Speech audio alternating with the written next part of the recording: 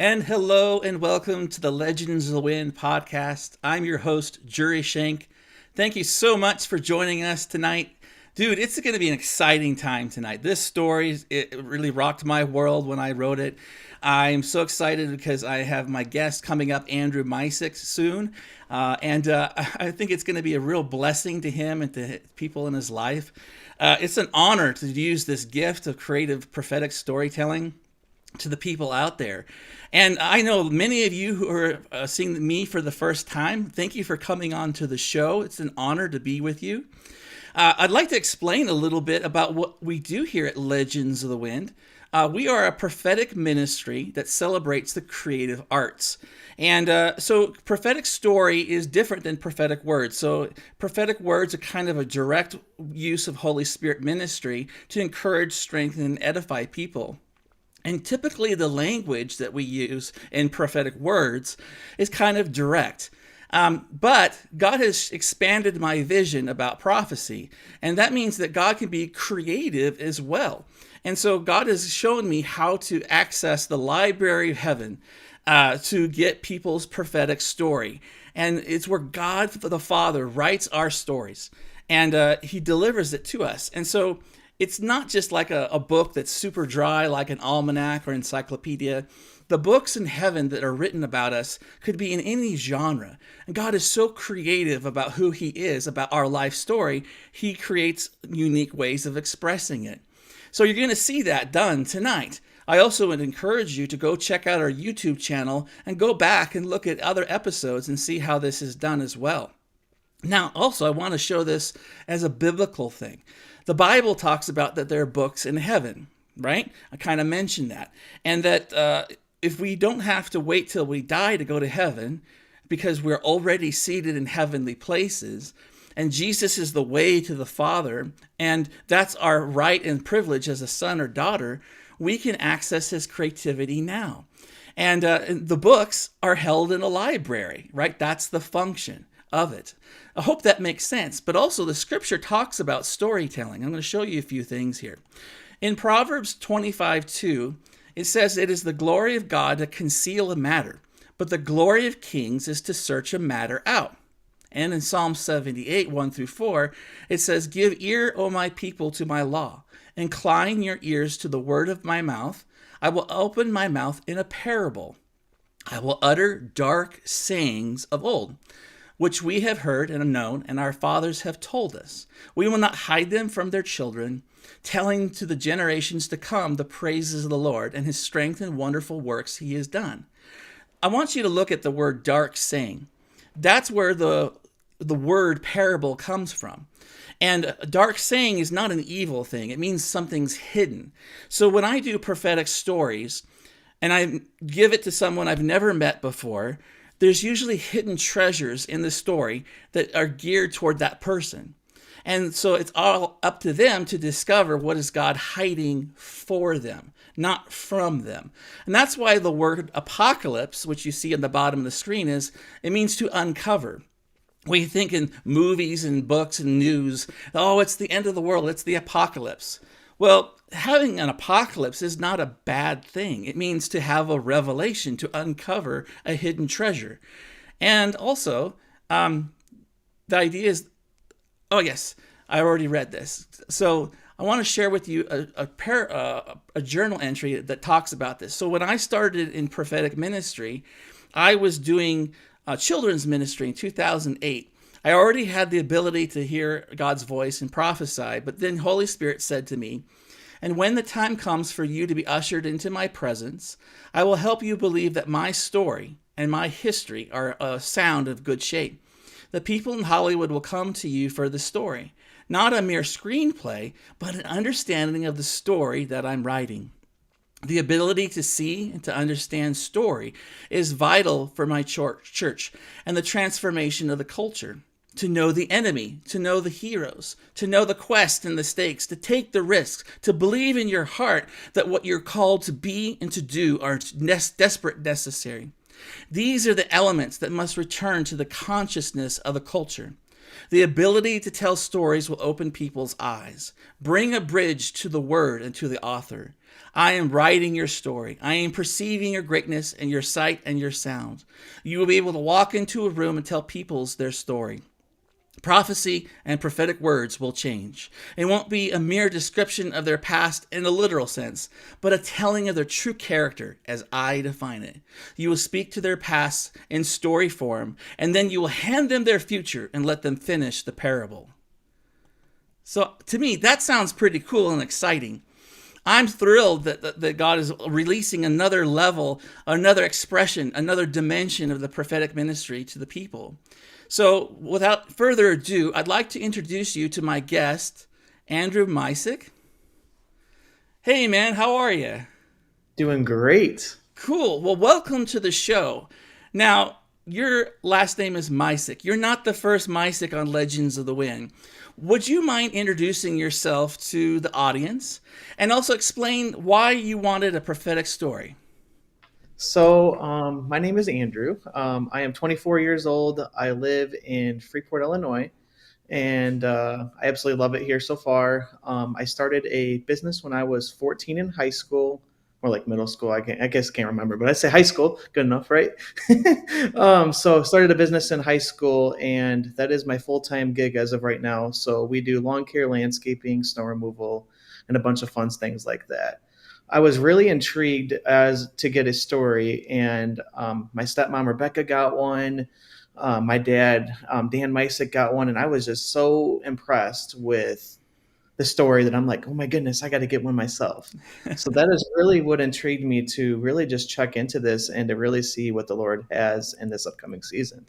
So I That's really can't wait. That's cool. Thank you. So, if you don't mind expanding about that experience, like when you were watching other episodes with other family and friends, like what has been happening in your heart? What does this mean to you? So really knowing, so like when I started this call, I didn't know anything about Jurri, and Jurri didn't know anything about me. So the cool part is the surprise, and to know more about my dad and my stepmom Rebecca, to really know more about them, like as a deeper level. And it's just like Wow. Jurri really like this heard from the Lord and really just unleashed God's like it was like a word of God, and it was like so cool to really see it. And that was just super cool. Like the prophetic story was just in line with what's Wow. happening in their life. Praise So God. it's just beautiful. Praise God. Thank you so much, Andrew. That's just so cool. Well, for those of you who are in the chat who are watching, we welcome interaction in the chat. Typically, it happens after the story's over, but we would love for your comments, your insights, your encouragement. Be able to let us know what you're saying and seeing and hearing. Also, if you haven't done so already, hit that like button. And also, if you don't mind, subscribe to our channel and help us to grow. And don't forget, please share this with other people. I mean, we're finding out that this is mainly expanding by word of mouth. And so if you can help us grow, that would be so appreciative. After we talk about Andrew's story, there will be a break afterward for giving, just so you know. And then also I'll share with you another awesome opportunity. So Andrew, today you're going to become a legend. What is a legend? A legend means you could be someone who's famous and great, right? Yes, that's true. But legends serve a purpose on a map. They are symbols, and they are things that represent something on a map of where you're going, where you've been, and where you are. And in today's story, you're going to get a sense of your identity and destiny, and that you will be able to finish your parable. Sound cool? Sounds great. Awesome. So I'm going to help you and the audience know how to receive a prophetic story, okay? So a prophetic story is meant to be understood symbolically, not literally, even if it has a sense of realism to it. Now, the story is a revelation. And after we're done talking about it, we're going to seek for the interpretation. And it's up to Andrew and you guys in the audience to find out what is the hidden treasures God's speaking. And then we'll have to find out what is the application. After we learn what the story is saying, what is the thing Andrew's supposed to do? What are you supposed to do? Just because this story is written for Andrew does not mean it's not limited to just him. Anybody can benefit from another person's prophetic story. Okay? Now, Andrew, I want you to know something. You have power. Okay? You can say, yes, I received this prophetic story. Or, no, I do not receive this prophetic story. Or you may need time to chew on it and to dig deeper and spend time with God and learn more. Typically, people will rewatch the replay and go back and say, what was God doing in that moment? Because sometimes this can be overwhelming. And just so you know, this story is longer than most of others I've done, just so you know. It's a significant story.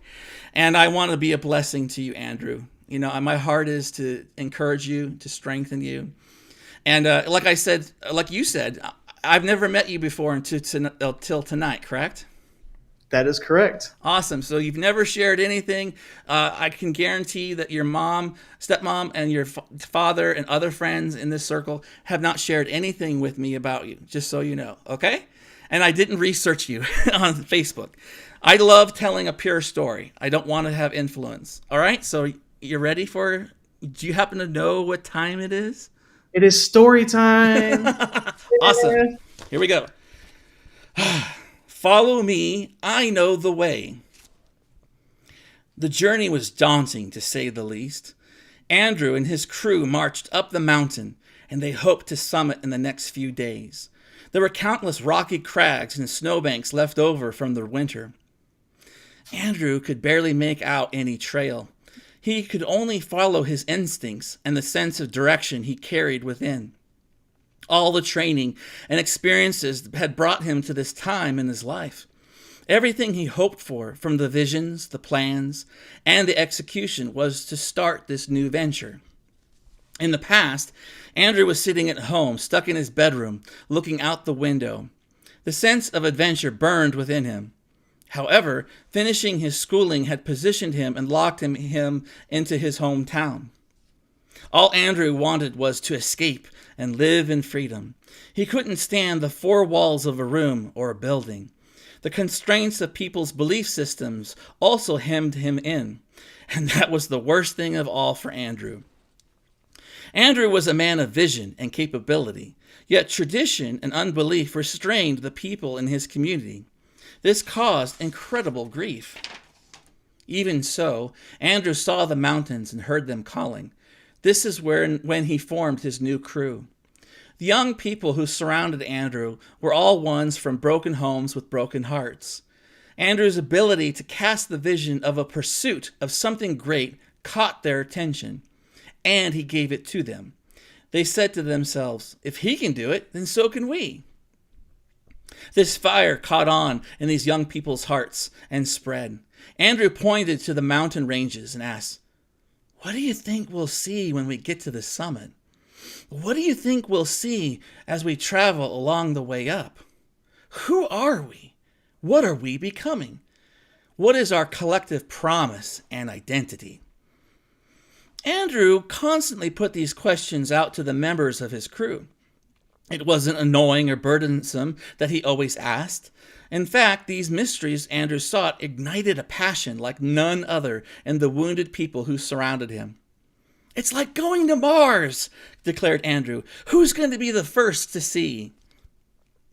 Andrew and his team walked carefully on the faint trail.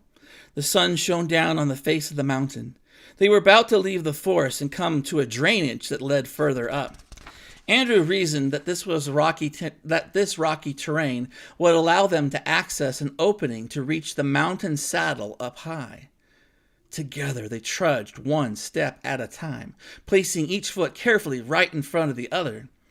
Their breathing was heavy and intense, but steady. All the team could see more of the view off to the left. Below them was a great forest and the valley. They would see some hidden lakes that rested on the level portions of the following slopes. Not only was the view beautiful to the team, it captured their hearts and made them one. This sense of purpose and unity by a shared experience brought them close together. This group of friends was unstoppable. They measured their hearts and saw that they would never forget this time together. Andrew led the way and kept a sharp lookout for any danger. As they hiked, they encountered another portion of the forest.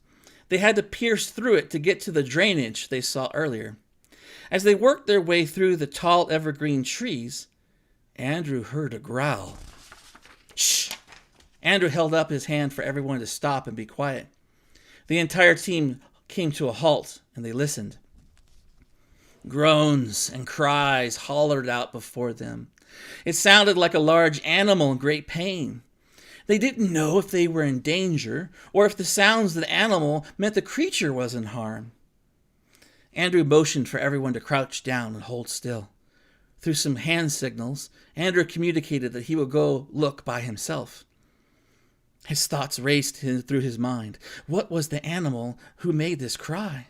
He asked himself. He wondered if it was a bear or a moose or something else. Andrew continued through the forest and looked ahead. The sounds gripped Andrew to his core, almost terrifying him. This was no ordinary sound. It was strange and otherworldly. It was spiritual in nature. Andrew sensed that he was about to encounter something divine and deadly.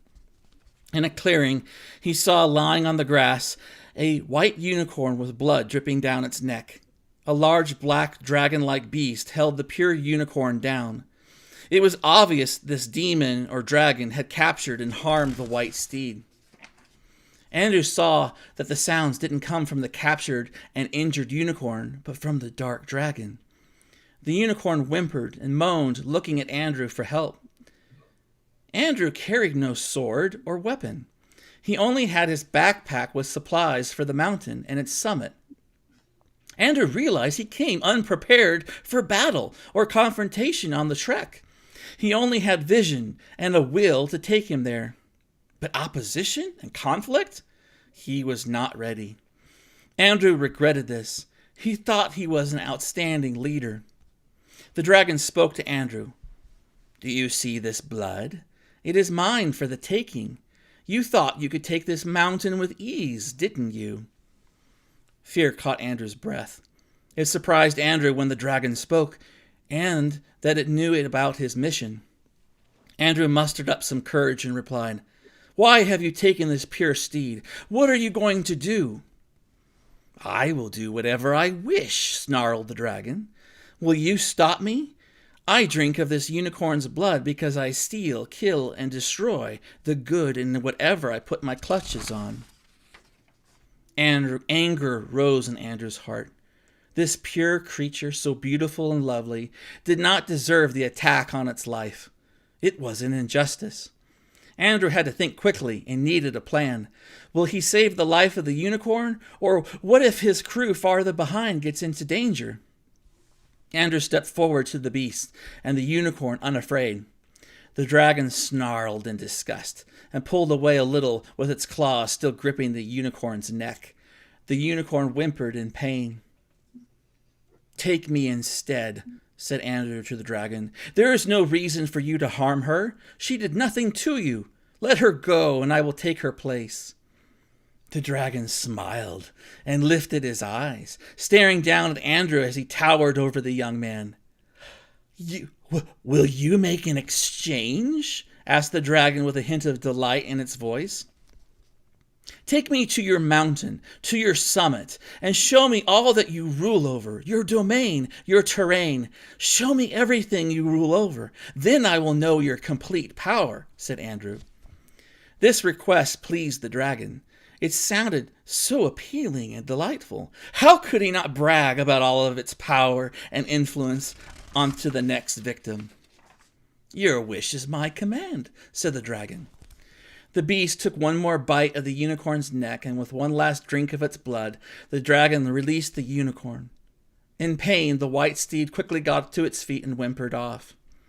The dragon raised its wings and flew above Andrew, snapping its jaws and clutches on its feet. Andrew looked up and could smell the sulfur on the beast's breath. And in one sudden movement, the dragon snatched Andrew off the ground and took flight. The dragon flew high above the mountainside, with its clutches holding Andrew so tight he could barely breathe. Looking down, Andrew saw the mountain range he and his crew were on. The drainage and saddle he hoped to reach were now just dots on the surface of the earth. With each flap of its wings, the dragon rose higher into the sky. He then dove and turned to the right, gaining incredible speed. Andrew felt terrified by the rush and the wind in his face. He wondered if he made the wrong choice. The dragon spiraled down further in elevation, and the spinning made Andrew's stomach feel weak.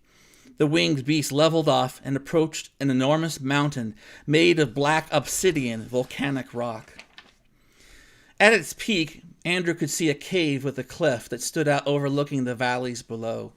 The dragon swooped down and landed on it and turned Andrew around onto his feet. "Do you see it? Do you see my domain?" asked the dragon with pride. "All the kingdoms you see below me are mine. That little poor white unicorn is nothing to me. But you offered yourself in exchange. Now tell me, who are you? What can you offer me besides your life?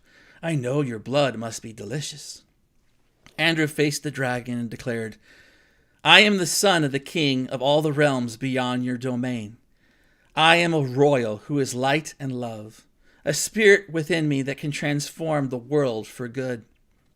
This surprised the dragon. It said with glee, "Oh, you're of royal blood, of a greater domain than mine? Wonderful! Now I shall expand my territory because of you. My darkness is great and will spread to the edge of existence. You have promised me so much. Now stand before me as I taste your blood." Andrew backed up to the edge of the cliff and turned to the dragon.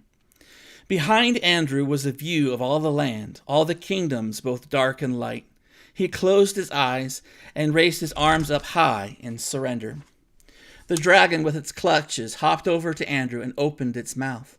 Just as the dragon was about to bite down on Andrew, the young man fell backward off the cliff.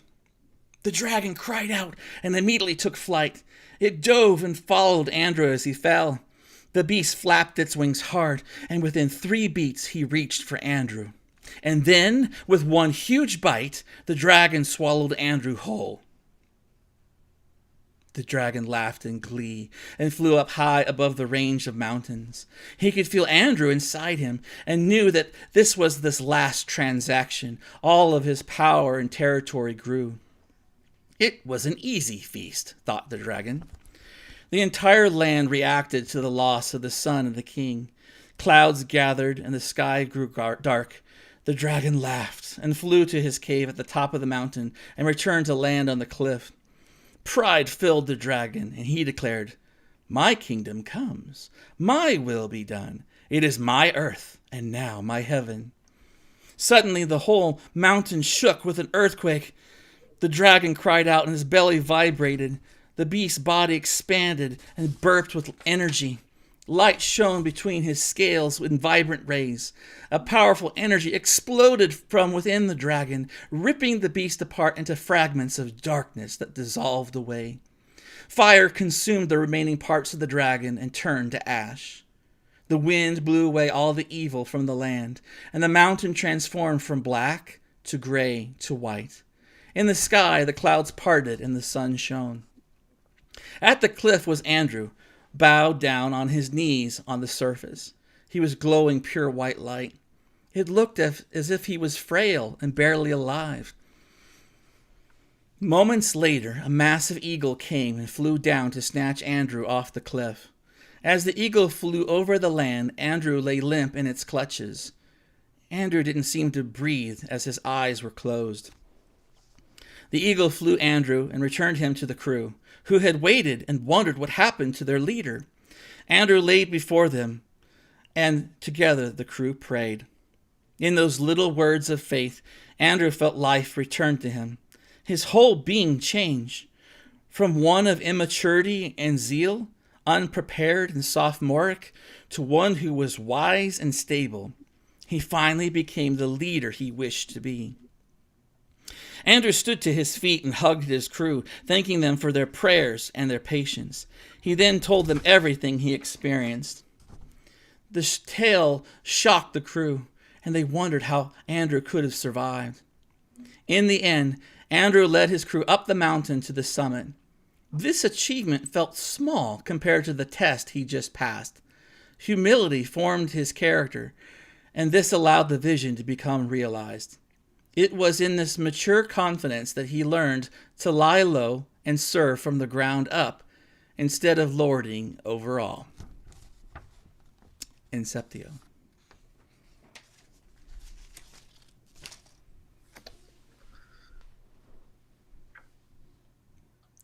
Well, that's it there. Anything speaking to you? Quite a bit. Oh, good. Please share. So I'm curious.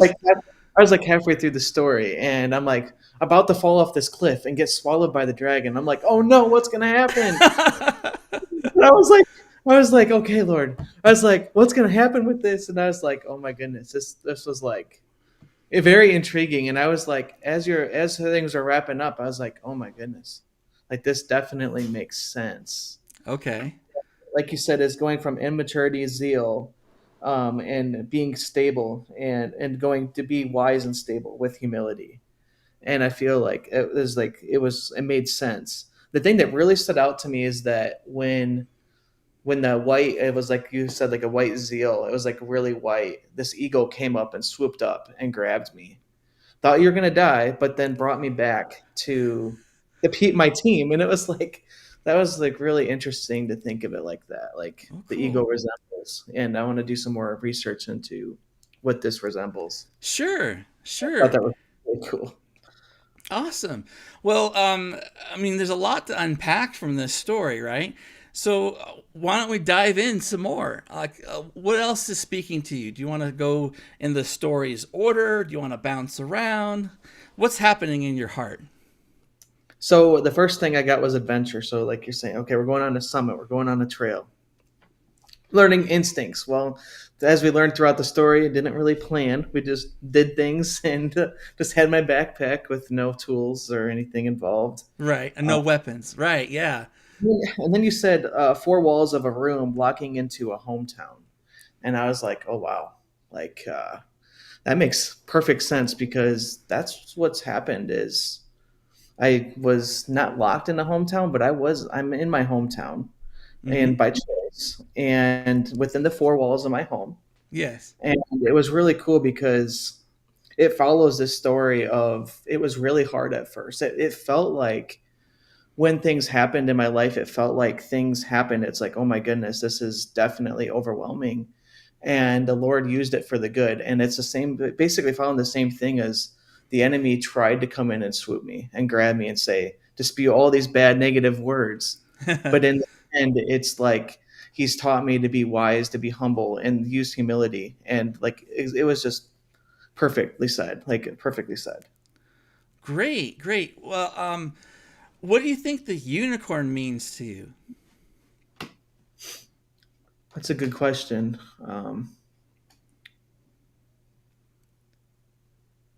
Do you have a heart for justice? I definitely do. Okay.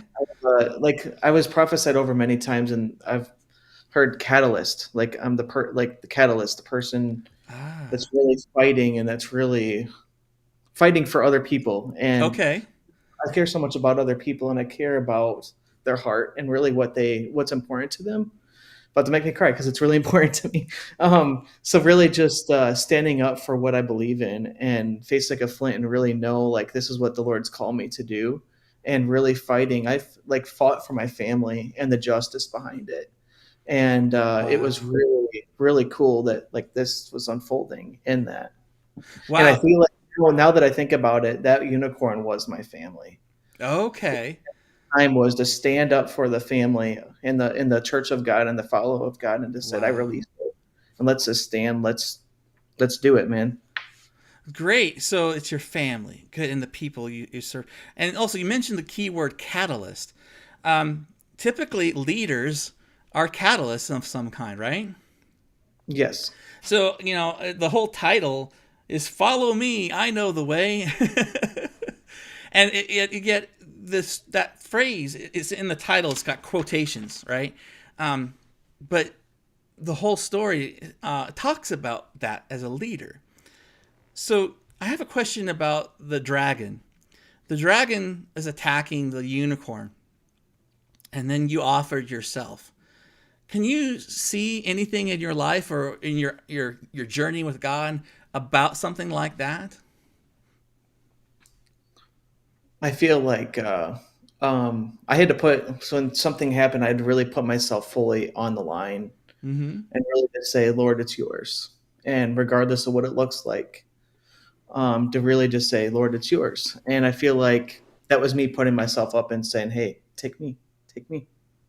Wow. It's funny that in the story, I just thought of this, is that there are several times of surrender in this journey. One is that you gave yourself for the unicorn, but then when you end up in the lair or the clutches on the mountain of the dragon, you raised your hands up again, and then you fell off the cliff. Like you literally gave yourself. That's a form of baptism in some way. So let me ask you about that. I know you're. How old are you? 24. You said. 24. Yep. Yes. So when it comes to surrender or to dying, I mean, have there been some really hard moments where you've chosen to do that, even though you didn't know the outcome? Yes. Many times. Yes. And it's been for your family and business, I assume, correct? That is correct. And then what did you learn out of those times of surrender? Like, how did you end up, What did you learn? I was talking about this in my church group the last week. Actually, it's really Okay. good. And it's really just learning to my mind is exactly like you said in the story of I like to have everything very neat. I like to know what's going on. I like to just try to be a leader, but sometimes we make mistakes.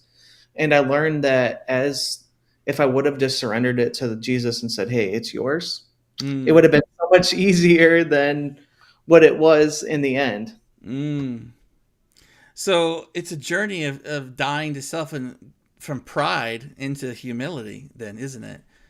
Wow. And that's something that is really crucial for all of us to learn. Denise has a comment here. I finally got to it. She says, mentorship is a calling over Andrew's life.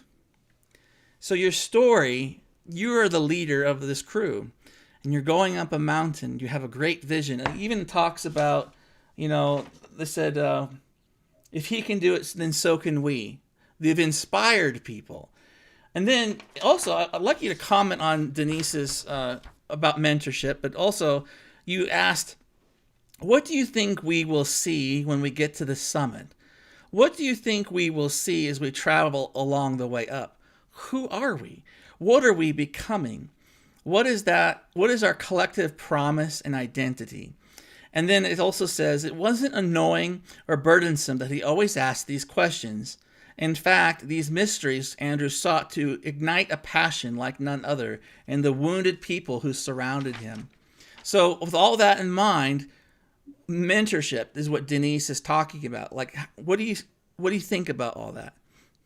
So, had several prophecies as well to like mentor youth and people like young adult groups. Mm-hmm. And the Lord was prompting me like a year ago, but then I never ended up doing it. But Mm-hmm. now I took a leap of faith and I joined a young adults group.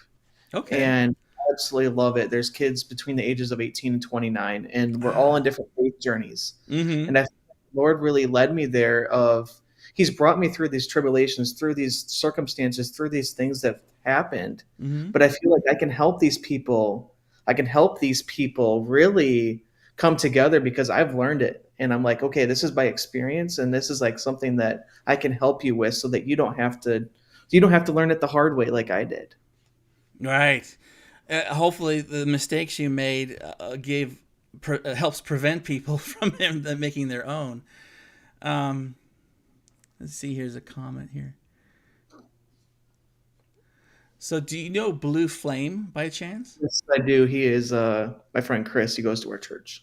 Okay, so I'm going to put this comment on the screen. Uh,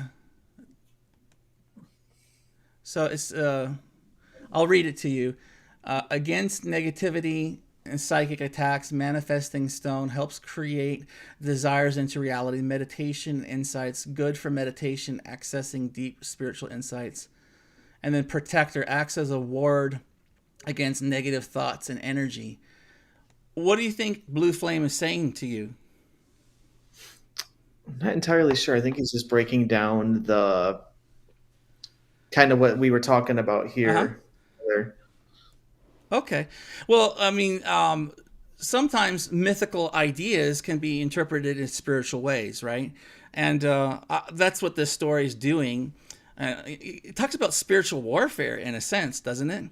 Yes. It talked about the, excuse me, that you came with a vision, but you came unprepared, and that there was no weapon or you weren't ready for conflict. What about that in your life's journey? About being prepared or not being prepared? That's a very good point. I can remember a time very faintly, but maybe this isn't what we're trying to get after. But Okay. I remember a time that a great leader in my life saying, like, "Hey, Andrew, I think you really should work on," because I'm a very extroverted person. So they're like, "You should work on being by yourself more often and learning to adapt to change." So I had all the resources in my world to really start working on that. But I decided, like, well, that's not going to ever happen. I'm always going to have people by my side. Well, 2 years ago, my family, the close people that I lived with, moved to California. So I made the decision to stay back here in my hometown, Freeport. And there was that feeling of, wow, like I'm really stepping into this being alone thing. And when I Mm. should have just listened and I said, well, I could have been a lot more prepared than than I am even now, if I would have took that warning from her and said, hey, maybe I should start thinking about this, then I would have been better prepared than I am now. But I really have learned along the whole journey, Mm. if that makes sense. Sure. Yeah, and it was a decision time, wasn't it? It And was a you chose a path differently than the other people. So, you know, I can understand that. Blue Flame has a clarification. What he was talking about earlier is about the obsidian rock meaning from the story. That's cool because I didn't know that stuff. And from my dad is had been a science teacher for years, and I knew about some geology. And so when I was writing the story, I could see that the rock was like volcanic and black and sharp. But I had no idea of the symbolism of it. So you can take that for whatever it's worth. But Blue Flame, thank you for looking that up. That's really cool. Um, all right, so Andrew, what else? Is there anything else that you want to digest in this time, or do you think we've covered most of it? Well, I think we've covered most of it. Okay. Like I said, the thing that like really stood out to me in the end was like the ego thing. Like that's Mm. like super cool to really think about that. Let's see here. Obviously, we're gonna get more once I read this story. Yeah. Read it, highlight it, think about it, listen back to the recording. It's like you're gonna get so much more out of it, and I can't wait. Yes. It's gonna be That's like, so cool. Wow. Yeah, I think I don't have it in front of me, but like to me overall, your prophetic story is simply put as going from a place of zeal to stability, from foolishness to wisdom, from immature to mature. It's that simple. And it's like it's not about like the story talked about not lording over your people. Um, a leader who is healthy in that sense will serve, not be tyrannical, right? And so I believe that, I mean, you've already kind of gone on this journey, but you're still young. But I believe that God is giving you a real picture of the fullness of things for your life.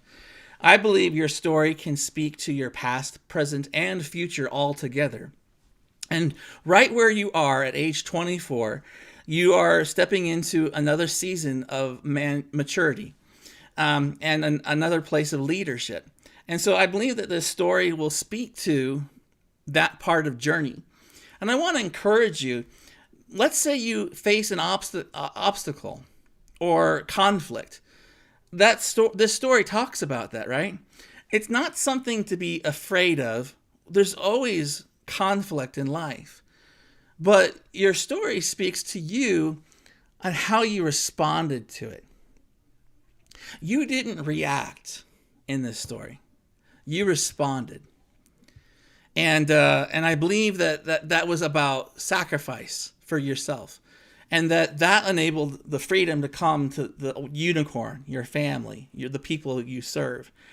And if I believe that God is calling you to another level of maturity and a journey for your identity. And if there's any healing still needed in your soul, one thing I know about you and your team and your family is that you have great resources for inner healing. You have great people in your support system. And so if there's still trauma that you've dealt with, that haven't dealt with, then I encourage you, let Jesus lead you, but let God help heal those places. Because when you have healing of trauma and those things, that will free you up to handle conflict even better. It'll also help you to inspire other people because you gotten healed of it because Jesus came to you. But then that can happen for them too. And that's like what it says here. It says, if he can do it, so can we. So think about your journey like that as well. Does that make sense to you? Makes perfect sense. Cool. Now, is there any application besides what we've already talked about that you can think of right now how to take this home? Any thoughts there? Well, really, I think the Lord is saying he's giving me this opportunity to really step into what he's called me to do. And this is huge, like to just apply through the past, through the troubles, through even the circumstances that he's using them for good. And he's saying, just like I was sharing before, Yes. I got a word for the year and the Lord was like, just sit back and trust me, Andrew. Basically that surrender and saying, Lord, I've got this and watch me what I'm going to do. And I really feel like that's what it's doing is it's giving me that opportunity to say, hey, it's yours. Let's do it. Well, I want to clarify something for you about this. I hope that you can accept what I'm about to say, okay? So what I have learned in storytelling is that when the hero or the main character is passive and everything's happening to them where the story's moving forward because other people are doing something, it makes the story very weak and the main character, not as substantial. What I'd like to propose to you, Andrew, is yes, you should surrender. You should have an attitude and a posture of surrender. At the same time, go forward and take action in partnership with Jesus. And he's co-authoring your story. You have a part to play, and you have a role of action to take. And that has to be done in partnership, like a dance with Jesus. That's still a relationship of surrender with him. Like, yeah, I trust you, God. I believe I am in a place of dependency on you. But that doesn't mean you're disqualified from taking action. You are a hero too. That's not being rebellious with God. It's simply partnering with him. There's a part of the Bible where Jonathan and his armor bearer were in war, and he wanted to see if there was some sort of if the Lord was in it. And he said, well, if I just do this, God is with us. So he took proactive action and went forward into the midst of battle and declared that God was going to help him with him. That doesn't mean he was doing things irrespectively of God's will. It just means that he was believing God in the moment of decision. Does that make sense about you being the proactive main character? That makes perfect sense. That's cool. Very good. Well, I'm proud of you, man. I want to know. I think that God giving you this powerful story and giving you such encouragement, I believe it's going to be giving you a foundation. And all the prophetic words that you've already received, maybe they can dovetail with this story and weave together an incredible tapestry for your life. Does it make sense? It makes perfect sense. Cool, thank you. But I'm going to add a quick note from Blue Flame. So he says, disregard the New Age terms I used. I copied this from an internet search, but it applies in the kingdom. Cool. Thanks, Blue Flame. I really appreciate your clarification. That's another thing about storytelling is that, you know, the Bibles are rated if you look at it. And there's so many things that the demonic and the devil does in the Bible. There's what's his name? Brian. Oh, there's an author. I'm trying to remember. He talked about how the Bible has all sorts of things in it that religious people want to sanitize. What I do with prophetic stories is that there are symbols and there are ideas in the story that represent something, and I go looking for them. And I want it always to be grounded in the truth of the scriptures. These prophetic stories do not replace the Bible. These prophetic stories are meant to reflect and echo the truth in the Bible and about Jesus. I hope that everybody understands that. I'm not here to say this is another gospel at all. I'm just using this as a creative expression to encourage people. Sound good? All right, so we're going to take a quick break for about a minute. I want to open up this opportunity to you in the audience to sow into us. You know, we are looking forward to the future for Legends of the Wind, and we want to reach out to more people. So spread the word about us, share this out, let people know, and we want to let people know about getting a prophetic story. If you are interested, for free, go to legendsofthewind.com and request a prophetic story. And there's some release forms to sign, and then you need to schedule with your show's appearance. And we want to encourage you. So think about that. And also in the descriptions, information about how to get a story. And in the description below is about how to give. So we're going to take a quick break. I want to thank you so much for supporting us, for giving to us, for helping us. So we'll see you soon. Thanks so much.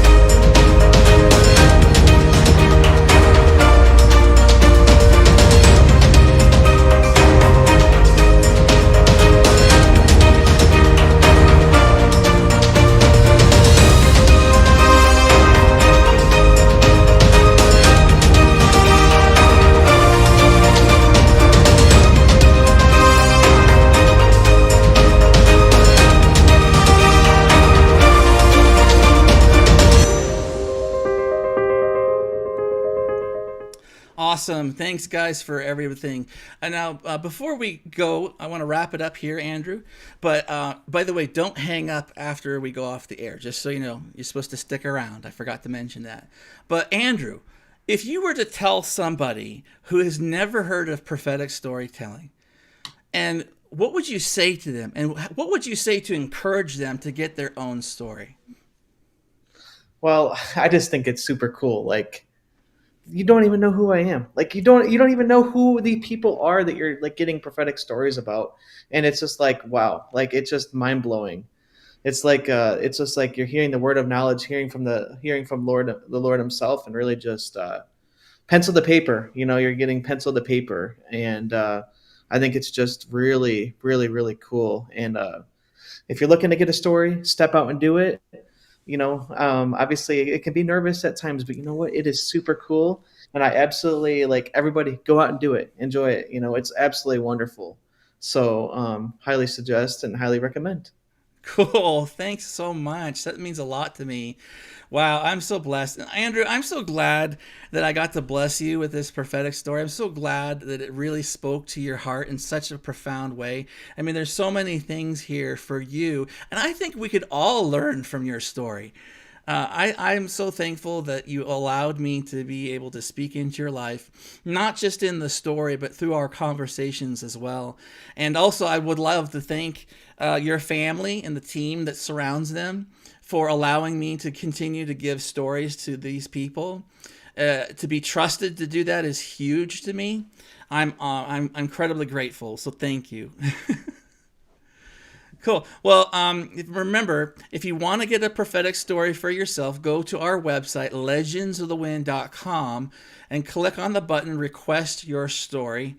Fill out the forms and get scheduled, and we'll work it out. So thanks, man. Andrew, thanks so much for being on the show tonight. It's so cool. Thank you so much again. I look forward to reviewing it again, like on Sure. paper, really just listening to it again, because you find things as you read it the second, the third, the fourth, and the fifth time. So things, you're gonna receive even more out of it. So I can't wait to do that. Awesome. And I will email you after the show your story too. Thanks. Everybody Uh, in the chat, Blue Flame, thanks so much. Gail, thank you for your comment. Denise, talking about mentorship, that's huge. Everybody, thanks so much for being with us tonight. It's a pleasure.